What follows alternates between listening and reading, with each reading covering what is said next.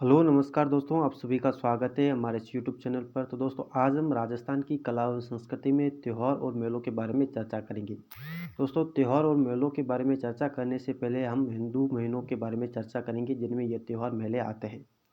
दोस्तों सबसे पहले हम बात करने वाले हैं हिंदुओं के 12 महीनों के बारे में। हिंदुओं के 12 महीनों में हम बात करें तो सबसे पहले हम बात करें चैत्र माह।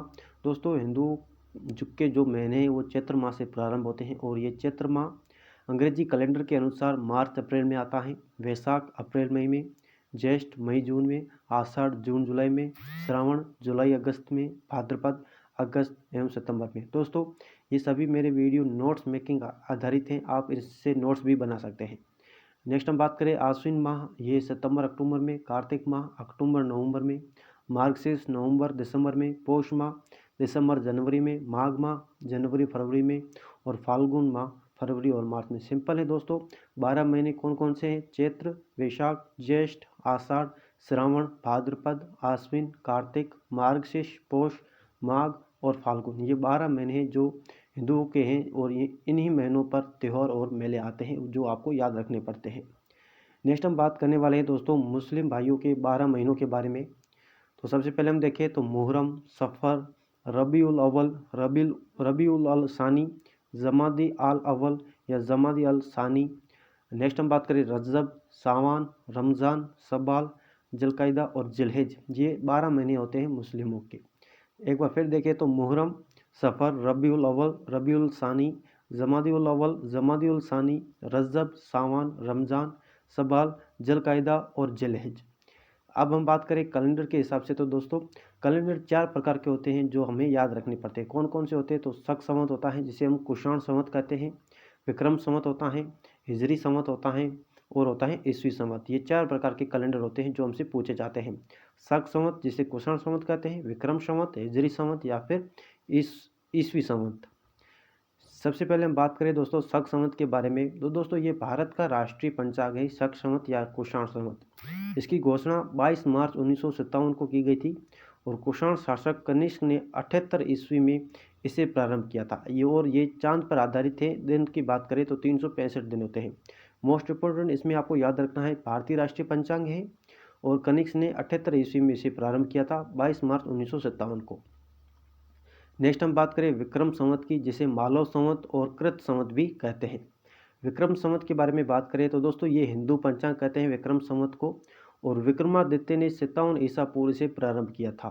चांद पर आधारित है और एक वर्ष में 354 या 55 दिन माने जाते हैं। प्रत्येक तीसरे वर्ष में एक महीना जोड़ा जाता है जिसे अधिक मास कहते हैं। दोस्तों ये हिंदुओं का पंचांग है और हिंदू मास भी कहते हैं। दोस्तों 3 वर्ष में एक माह अधिक जोड़ा जाता है जिसे अधिक मास कहते हैं और विक्रमादित्य ने 57 ईसा पूर्व में ही इसे प्रारंभ किया था विक्रम संवत, मालव संवत या कृत संवत को। नेक्स्ट हम बात करें हिजरी संवत। हिजरी संवत के बारे में बात करें तो दोस्तों हिजरी संवत 622 ईस्वी में मोहम्मद पैगंबर साहब ने प्रारंभ किया था। किसने प्रारंभ किया था दोस्तों? मोहम्मद पैगंबर साहब ने प्रारंभ किया था 622 ईस्वी में। चांद पर आधारित है। इसमें दिनों की बात करें तो 354 से 355 दिन होते हैं और पैगंबर मोहम्मद साहब ने मक्का से मदीना चले इस घटना को हिजरत कहा गया और उसी दिन से हिजरी संवत की शुरुआत की गई थी। कब की गई थी? जब मोहम्मद पैगंबर साहब मक्का से मदीना चले थे तो इस घटना को हिजरत कहा गया और इसी दिन को हिजरी संवत कहा गया था। नेक्स्ट हम बात करें ईस्वी सन या फिर ग्रिगोरियन कैलेंडर के बारे में बात करें तो दोस्तों ये ईसा मसीह के जन्म से प्रारंभ होता है और ये सूर्य पर आधारित है और इसमें एक वर्ष में 365 या 66 दिन माने जाते हैं और 583 ईस्वी में पोप ग्रिगरी ने इस कैलेंडर को व्यवस्थित किया था। ये आपको याद रखना है। नेक्स्ट हम बात करें तो दोस्तों हिंदी महीनों के बारे में बात करें जो आपको याद रखनी है तो दोस्तों हिंदुओं का जो महीना होता है उसे 4 भागों में बांटा जाता है। 1 तारीख, 15 तारीख, 16 तारीख और 30 तारीख। कोई महीना 30 का कोई 31 का होता है। हम औसत देखें तो एक महीना 30 तारीख का होता है जिसे 4 भागों में बांटा जाता है हिंदू महीनों के हिसाब से, जिसमें 1 तारीख, 15 तारीख, 16 तारीख और 30 तारीख होती है। दोस्तों हिंदी महीने की शुरुआत कृष्ण एकम से होती है। कब होती है? कृष्ण एकम से होती हैं और 15 तारीख पर अमावस्या होती हैं और 16 तारीख अमावस्या के जस्ट आगे वाला दिन शुक्ल एकम कहलाता है। क्या कहलाता है? शुक्ल एकम कहलाता है और शुक्ल एकम का 30वां दिन आपके दोस्तों पूर्णिमा कहलाता है। हिंदी महीने की शुरुआत कृष्ण एकम को होती है, उसकी 15वीं तारीख अमावस्या कहलाती हैं और उसकी 16वीं तारीख शुक्ल एकम कहलाती है और उसकी 30वीं तारीख पूर्णिमा कहलाती है। हिंदी महीने की शुरुआत कृष्ण एकम से होती है, ये आपको याद रखना है। दोस्तों ये 1 तारीख से 15 तारीख के जो बीच का समय होता है, कृष्ण एकम से लेकर अमावस्या के बीच का जो समय होता है, कृष्ण एकम से लेकर जो अमावस्या के बीच का समय होता है दोस्तों, ये एक पखवाड़ा माना जाता है। और ये 16 तारीख से 30 तारीख का होता है, ये दूसरा पखवाड़ा। एक महीने में 2 पखवाड़े हो गए। और कृष्ण एकम से लेकर अमावस्या के बीच का काल दोस्तों आपका कृष्ण पक्ष कहलाता है, जैसे सुदी पक्ष कहते हैं।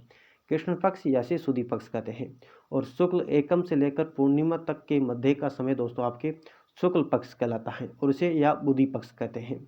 सुदी पक्ष कृष्ण पक्ष में होता है और बुधि पक्ष ये होता है शुक्ल पक्ष में होता है, ये आपको याद रखना है। और आखिर में बात करें तो हिंदू महीने कृष्ण पक्ष की एकम से प्रारंभ होकर पूर्णिमा पर समाप्त होते हैं, ये आपको याद रखना है। दोस्तों आज हमने राजस्थान के त्योहारों और मेलों में कैलेंडर के बारे में देखा है। नेक्स्ट ही हम राजस्थान के प्रमुख हिंदू महीनों में कौन कौन से त्यौहार आते हैं, महीनों के हिसाब से हम चर्चा करेंगे। नोट्स मेकिंग आधारित हम चर्चा करेंगे। तो दोस्तों आज का वीडियो आपको कैसा लगा? अच्छा लगा तो लाइक शेयर और सब्सक्राइब जरूर करें। मिलते हैं अनदर वीडियो में, तब तक के लिए जय हिंद जय भारत दोस्तों।